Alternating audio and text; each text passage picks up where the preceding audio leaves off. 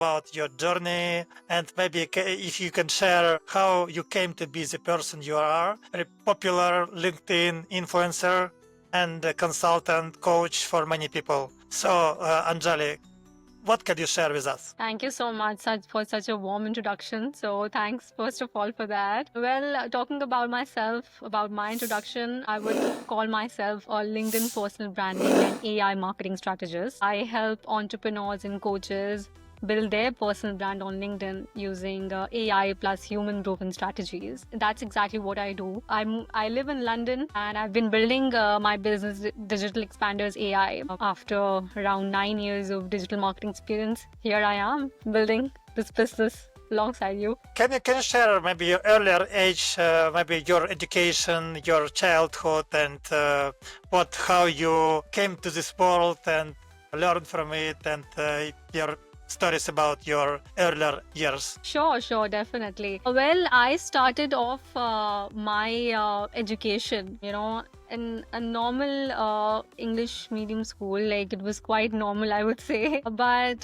my journey, the graph of my journey started off when I joined my university.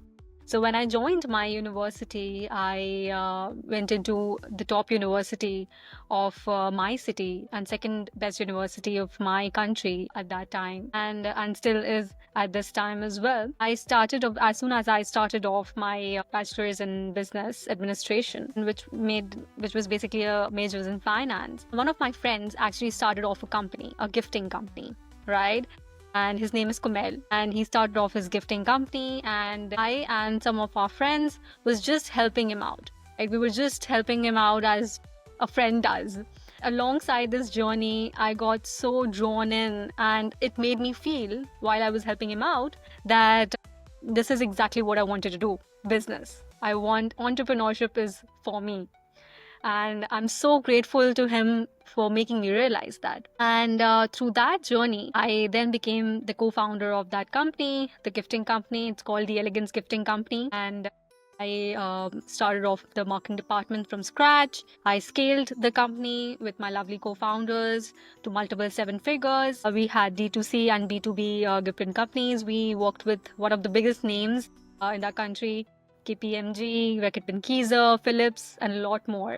Alongside, while I was working on this gifting company, one of our clients approached us and said that they really liked the marketing of our company. And that's how I got my first freelancing client. And the first freelancing client got me the second got me the third, and that's how my second business was born. Without me asking for a second business, the business chose me, right? So that's how my second business was born, and that gave me the opportunity to help around 25 businesses to scale to multiple 6 to 7 figures throughout this journey. And eventually I moved to London and just 1.5 years back, and this year I started Digital Expanders AI, and March was the official start of this company, and here we are.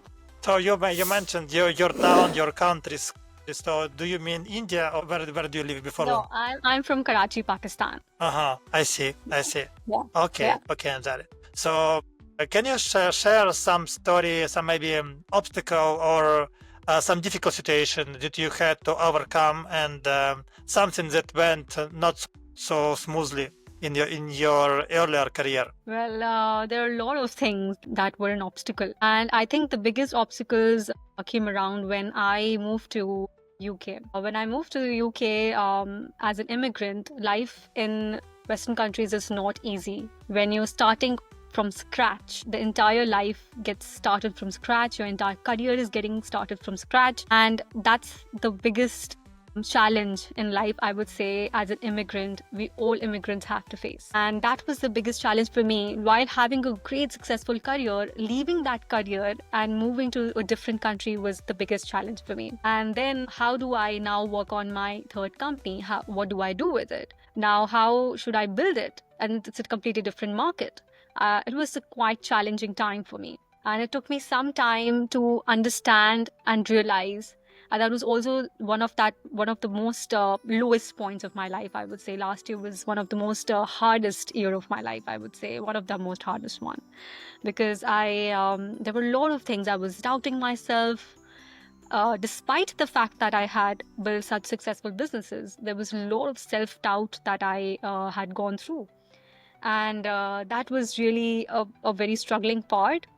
But eventually, then I got back to that positive mindset and tried to get my back to that positive and abundance mindset, and then start the journey of my company all over again in March. In March this year.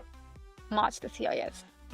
So, were there any people or local, what influenced you the most in these tough times? What helped you to stay afloat, to not to be drawn in this water of self-doubt and like uneasiness of immigrant life? And I don't know, I have never been to London yet, so I live most of my life in Ukraine.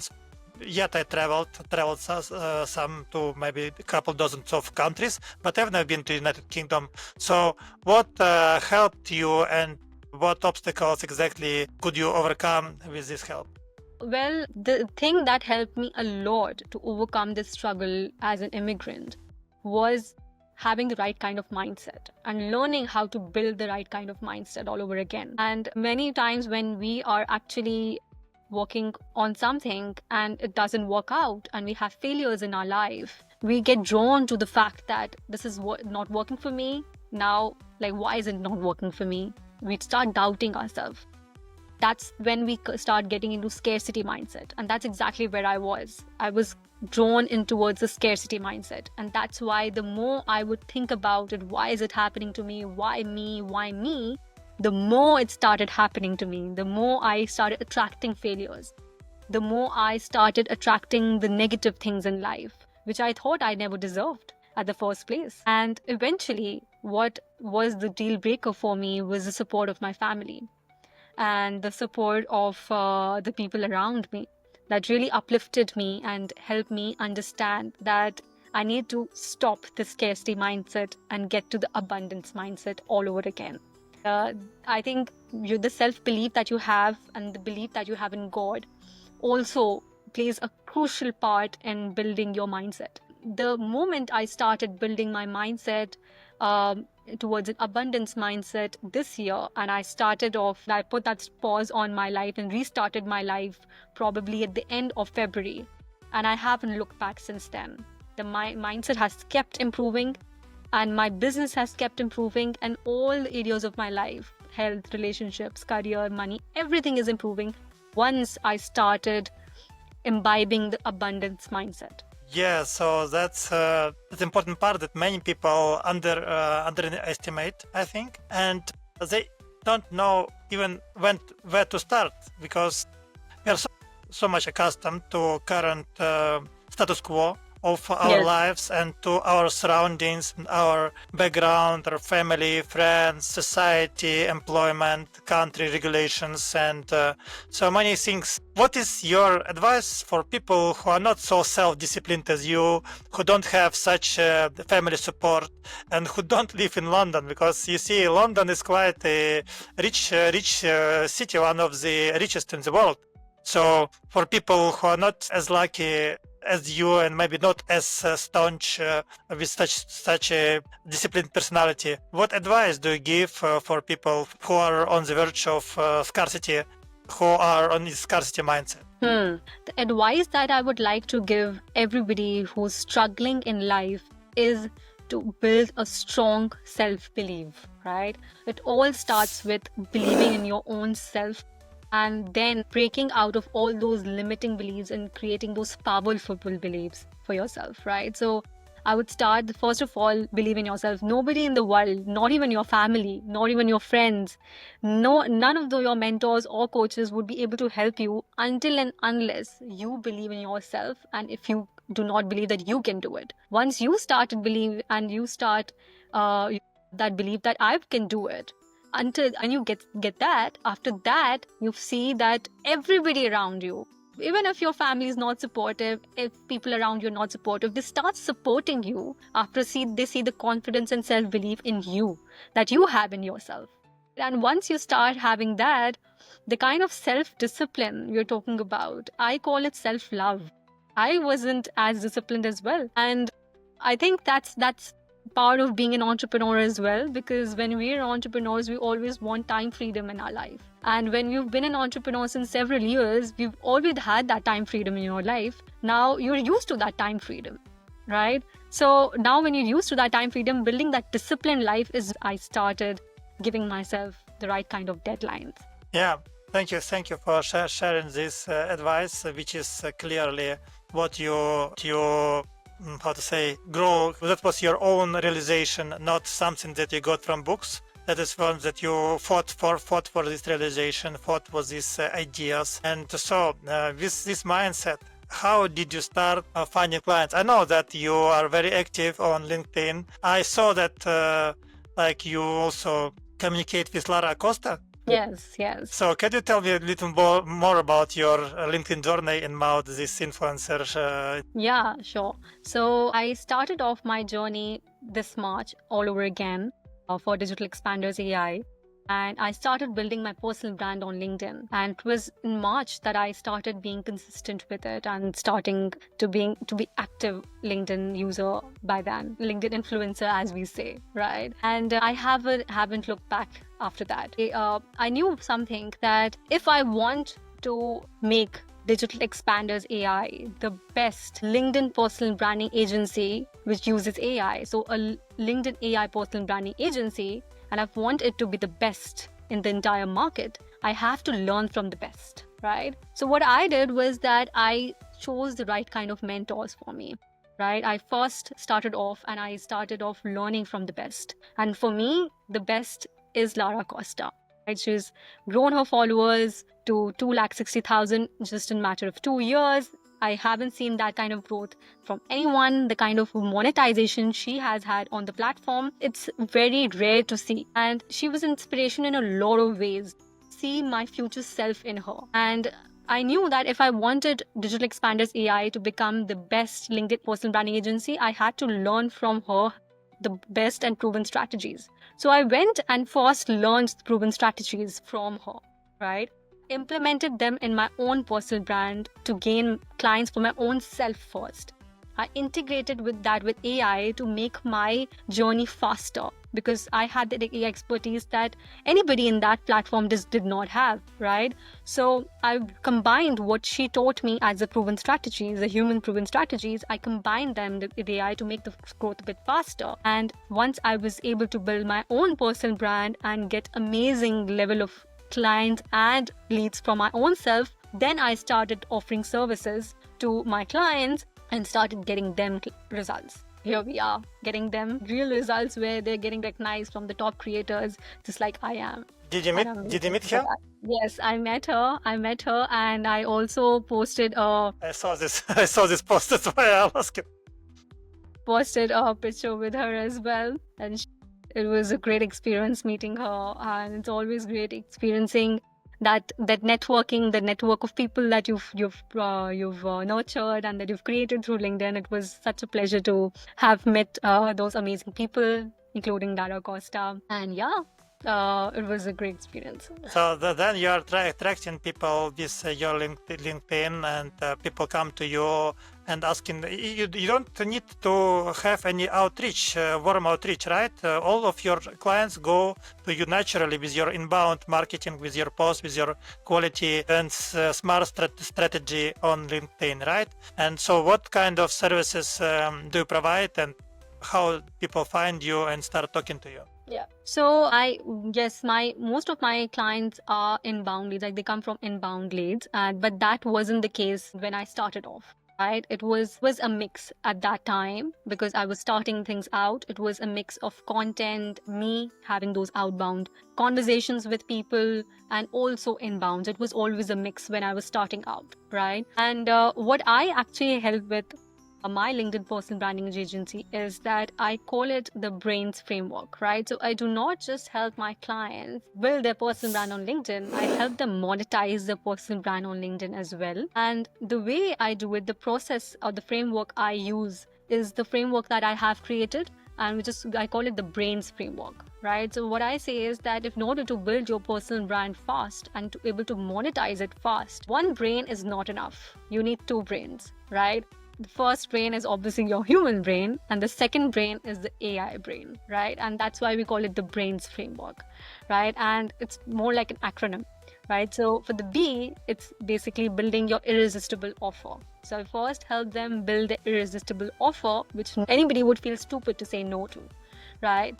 And then I call it R, which is refining their positioning, right? So I help them refine their positioning so that they can stand out in the market. And when people look at their content and their profile, they want to work with them rather than anybody else in the industry. So it makes them stand out. And for the A, it's basically AI-led research. So there are AI frameworks. We help them, for my clients, to research the content, or we either do the research for them, right? So we use AI to research the right kind of content formats which work really well on different platforms. And then it's basically is where we're actually doing ideation with AI plus human strategies to ensure that we're getting the right kind of reach. And N is basically nurture using human-led content. And then the S is basically show up and distribute. So we help them show up and distribute so that they can then build their personal brand on LinkedIn and monetize it fast. I didn't get the letter N. What is it? N. N is nurture using human-led content. Nurture. Nurture. So N basically means that as long as, so when you're building relationships with people, you obviously want to build relationships with humans. You don't want to build relationships with AI bots, right? So what people are doing is that they are writing AI, they have this AI written post on LinkedIn, and you see it all the time that they're AI written posts, but there's no human touch in it. And that's what people really are lacking. That's the reason why people really feel that I'm doing everything, but my personal brand is not growing. What do I do? What do I post? How do I do it? They doubt everything because it's not working for them. So when it doesn't work for them, that's the first question they should be asking, that are they showing up as a human or are they showing up as an AI bot? Right? So the more you show up as a human, because it's a social media platform then at the end of the day, right? We need to show up as a human, and humans love connection. We love building. We love those relationship building. And that's exactly what human nature is. So if you're on the platform and you want to grow and build those relationships, you have to nurture using human-led content rather than AI-led content. Yeah, that's a great point. So actually, to tell you the truth, I also, whenever I write my story, usually, but I ask AI to refine it, because it makes it better. And even those pieces, shorts from my video interviews, I also have transcripts and I ask AI to make it better, to polish it. And then I add a few words here and there. But usually I use AI generated content as well, because it's so much more structured, and like for me it looks more interesting, because when I write, so I wrote 3 books, but I wrote them long year before the AI. And what do you recommend? So for me, usually I post mostly only my post. I don't invest time into commenting other people's posts, liking them, and also some dozen of conversations are unanswered in my LinkedIn. So I know that these people will offer me some services. I just don't. I like them, but they want to jump on the call, ask questions. So I a little bit shadowing even them, because I just understand that my energy is limited for the day. And when I start interacting, it reduces my energy for the deep work that I want to be doing every day. So what kind of advice do you give me for people like me who are mostly published? I publish daily. I try to publish daily, but sometimes I just don't do anything else. So what do I recommend in terms of what you should be doing, right? We got it. So what I recommend in order to build your personal brand on LinkedIn as fast as possible is to dive into and double down into 3 types of content. So the 3 types of content that I recommend. The first type of content is basically education-led content. So this is the kind of content where you show your expertise. You show that why people should listen to you, right? You're giving them value. You're showing that you understand the pain points of your ICP, and then you're solving those pain points as well. And each post looks like it's a bundle of, say, a very valuable post which probably could even be worth $1,000. So you've given information worth $1,000 in one post. That's usually what I say to my clients and my mentees who I teach LinkedIn as well. So the education-led content should be a massive level of education that you're giving as your expertise. The second type of content that I recommend is the storytelling content, right? This is the content which builds community, which shows that you're relatable. It shows that what your journey has been so that people can relate to you. That's the kind of content which also tends to go viral usually because it builds that human connection and shows the behind the scenes, your wins. What are you doing in life? What are your vulnerabilities, right? It builds the brand for you as well. And then the third type of content is basically the conversion-led content, right? That's the kind of content that helps you convert those followers that you've gained into money, into dollars, right? And these are more like lead magnets. These are the case studies that you have.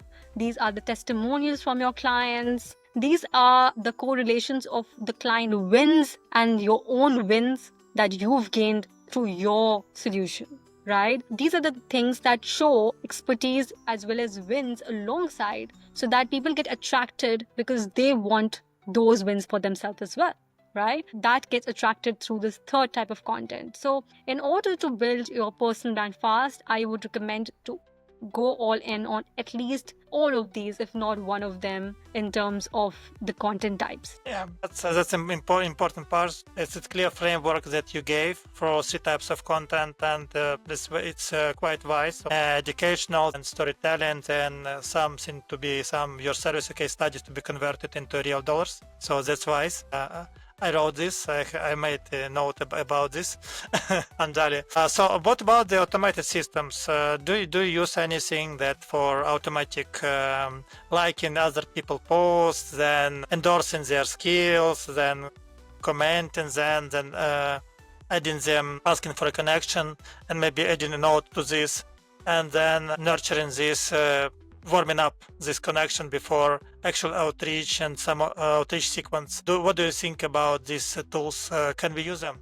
Well, it depends. It depends. So if you want to use AI in your LinkedIn personal brand, I would suggest be very selective about it. I would suggest that AI, as I say, AI just cannot replace you and your human connection, right? And it shouldn't. So the right way of using AI is to actually increase the performance of that human interaction that you have on the platform rather than automating it completely. So in order to use AI, it's better to use it for research. It's better for ideation help. It's better for helping you get started with the content. But when it comes of leading, it always has to be human-led.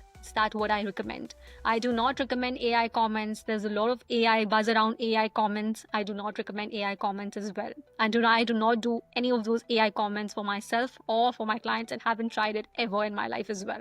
Being an AI entrepreneur, I never use AI comments. I don't recommend them to anybody ever, because relationship building cannot be done by AI bots. It has to be done by humans. AI is just here to make our life easier and also to help us win fast. So it's not here to replace us. And that's exactly what I feel. Thank you. In terms of types of content that we do on LinkedIn, as far as I understand, as I remember from our talk to Shreya Patar, which we know both of us, Yes. she's our coach also. Shreya tells that every post should have either a picture or a video. But in what ratio do you recommend to post videos or link to YouTube videos or pictures? And what types of pictures and videos do you recommend? In order for the visual strategy of LinkedIn, what I recommend is that to understand the current phase of the algorithm of LinkedIn, right? So the algorithms keep changing at all times, but the right kind of strategy is when you go along with the trends, right? The right kind of trend, like if you look at the content formats, the best way is to first test content formats for your own self and your own account, because many times different kind of content form some might work really well for you, and some might not work for you at all. So it's different for each and every niche. It's different for each and every ICP and audience as well. But the general practice that I recommend currently is to use more and more of carousels, more of infographics, more of three images together. That really works a lot. And also work more on those images that have more valuable information. So probably a story of you. If you're using an image with it, make that image relevant to the post itself, right? So irrelevant images might not work. There are a lot of storytelling posts that I get many times from either my mentees or from my clients, and they say that this didn't work. Why do you think it didn't work? And the answer that I give them, that was your picture relevant? What did it make you feel something? Your content must make the other person feel something, right? So if use the visual type which helps them feel something, right? Videos currently don't do really well on LinkedIn. That's the part of the current LinkedIn algorithm. But if you want to make them work for you, the best way to do that is to make them so amazing in terms of the fact that they make the other person feel something. And if they're able to make them feel some emotion, they'll definitely tend to work for you. Yeah, thank you. One of my videos got good results, but it's video with share, because it got about 40 comments and That's amazing. Congratulations. dozens of likes, and like every other people wanted to leave some comments. So I don't remember exactly, but I think more than 30 comments. Anyway, and it continues to get some because shares. I'm pretty sure that it must have made people feel something then. Yeah, so this was short. The full video will be published, I think, on my schedule on Monday, because each week I publish 3 videos. On Monday, on Wednesday, and on Friday. Full video podcast, and once will be with you, like in a week or so, because I publish ahead a schedule. So, and also I split them into shorts. So each episode has about 15 to 20 shorts, and they are split around YouTube. So for YouTube, I have now about 1,000 views per day, but they are mostly on shorts, and people don't look for a long. So I don't get many likes, I don't get many follows, but it's kind of game that is long term. So I continue doing this, and part of them I publish on in different formats, because I have a square and vertical and horizontal. I publish also on LinkedIn and on LinkedIn and Instagram and on YouTube, and now I plan to start on TikTok. Wonderful. Congratulations on this journey. It's amazing. Some people, I know some person, because I work mostly with e-commerce owners, shop owners. And now we start working with a client who makes decor for the walls, and he shows videos how he makes decor. And he has, how many followers on TikTok? 945,000. So almost 1 million. Almost 1 million on TikTok, then 200,000 on Instagram, and 300,000 on YouTube. So he just shows how he works. So that's all. Wow. And so they have behind the scenes. They have stencils, they have nice patterns on the wall, and they look attractive. They show how to do nice decorations on the wall with simple tools, and this call goes viral. So I met him in person. So he's like, for me, he's like a guru for social networks, for viral content. And we make a picture together with him, and he split it over his channels, and I got in one day more than 100 likes. But for Instagram, it's good, because we just made 2 of us, 2 men standing together, nothing fancy. That's amazing. That's wonderful. So things to learn. So we have a lot of things going on, and I gain a lot of advice from people. And my podcast is my initiative just to talk and to extract different opinions, different stories. So I think that we are on the right path. And in terms of advice, Angeli, so I want to ask about your favorite piece of information. It can be books or movies or websites, blogs, whatever you recommend us to grow our mind, to make our mindsets better, and to prepare us to be better entrepreneurs or people Right. successful? Well, my favorite piece of information at this point has been Alex Hormozi's books. I love him to the core. I keep reading them, not only read them. So one thing I love about myself, this is a skill that I have been imbibing lately again, has been my skill of learning and then implementing it immediately. So I decrease the time of learning and implementing it, right? So that's what I learned from Alex Hormozi a lot, and also the kind of strategies that he shares. So all is like right now there are two of them, and very soon the third one will be launching very soon, which we will have the opportunity to read and gain great skills from. But Alex Hormozi's books are ones that I highly recommend to every entrepreneur, especially service entrepreneurs and education-led entrepreneurs to read, and also D2C, every entrepreneur to read and to imbibe in their business. So do you mean two books of Alex Hormozi, $100 million Yes. offers and $100 $100 million million offers. leads? Yes, $100 million offers and $100 million leads. Yeah, I heard, but I bought both of them on, I think on Amazon Kindle or Google Books, and then I bought Right. them on Amazon Audible. I listened to them and also listened to his podcast. And recently, we talked about his books with one of our coaches, Eric Bledsoe, who is one of my favorite guests. And so Yes. we made already 4 meetings with him for a podcast, and we are planning 5 fifth meetings this week. Wow, amazing. So we have quite a light on the books and themes that we are discussing with him, and he is so deep and I think that he is an encyclopedia of wisdom, because Definitely. each time he quotes something, and I think he read all the books that I have read, so we have the same books and quotes and authors. And so, Angeli, so at the end of our meeting, can you share what are your specifics in your offer that attracts people the most? So why should people come to you for your services? Okay. So the thing that attracts the most, that attracts them to come to me, is basically my proven frameworks that I use, right? It's my way of working, I would say, because the reason why I have got that success is that every client that comes to me is a client that I want them to win, right? So I go all in, and I help them with all the right kind of strategies that I've gained throughout my journey, and which has helped me gain this massive growth. And all I do is I give it all in terms of them implementing it in their business as well, and helping them in every stage of the business, no matter what stage they are in.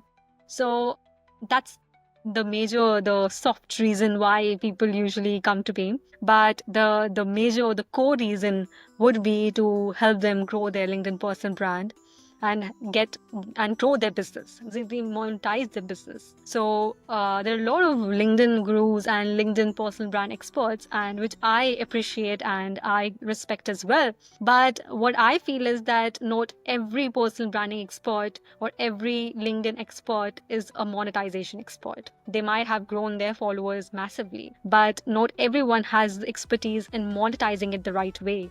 And I feel that my AI expertise and the monetization expertise has made me stand apart from the others.